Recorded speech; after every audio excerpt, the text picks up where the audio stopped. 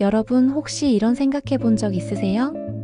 예전엔 친구도 많았는데 요즘은 연락할 사람이 없다. 가족은 있지만 내 이야기를 진짜로 들어주는 사람이 없다. 나이가 들수록 인간관계가 줄어드는 건 자연스러운 일이죠. 하지만 어떤 분들은 나이가 들어도 사람들과 활발히 어울리고 반대로 어떤 분들은 점점 혼자가 됩니다. 도대체 그 차이는 뭘까요?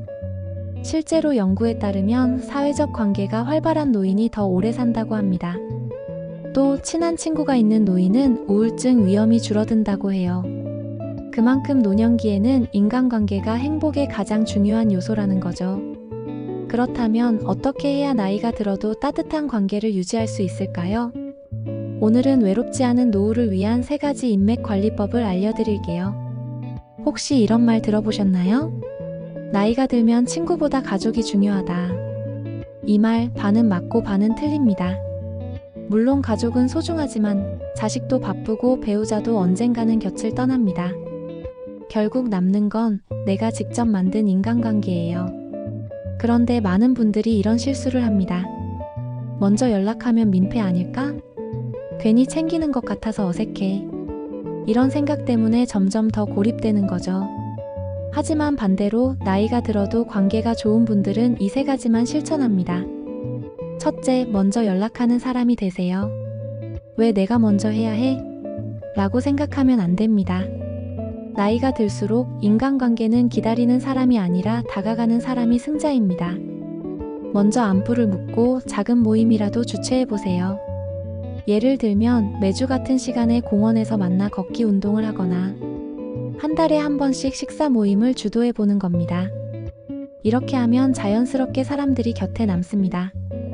특히 연락이 끊긴 친구에게 먼저 손을 내밀어 보세요. 혹시 연락하면 어색하지 않을까? 라고 걱정되시나요? 그 친구도 같은 생각을 하고 있을 가능성이 큽니다. 먼저 용기 내어 연락하는 사람이 되세요. 둘째, 새로운 인간관계를 계속 만들어야 합니다. 많은 분들이 이 나이에 무슨 새로운 친구야 라고 생각하시지만 실제로 인생 후반기에 새로운 친구를 사귀는 분들이 더 활기찬 삶을 삽니다. 경로당, 문화센터, 봉사활동 같은 곳에 나가보세요. 특히 공통의 관심사를 나눌 수 있는 모임에 참여하는 것이 중요합니다. 예를 들면 바둑, 등산, 요리, 책 읽기 같은 취미 활동을 함께 할 수 있는 곳을 찾아보세요.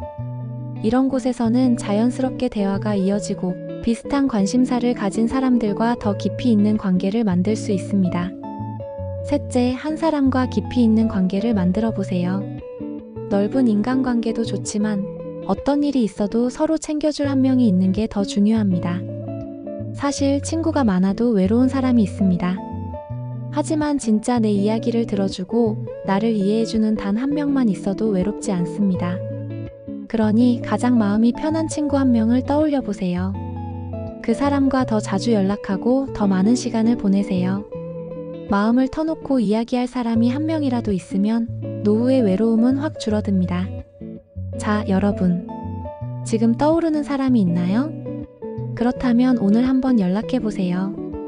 그 사람이 먼저 연락해야지라고 생각하지 말고 여러분이 먼저 따뜻한 손을 내밀어 보세요. 한 번, 2번 하다 보면 여러분의 인간관계가 다시 살아나기 시작할 겁니다. 나이가 들수록 가장 중요한 건 사람이에요.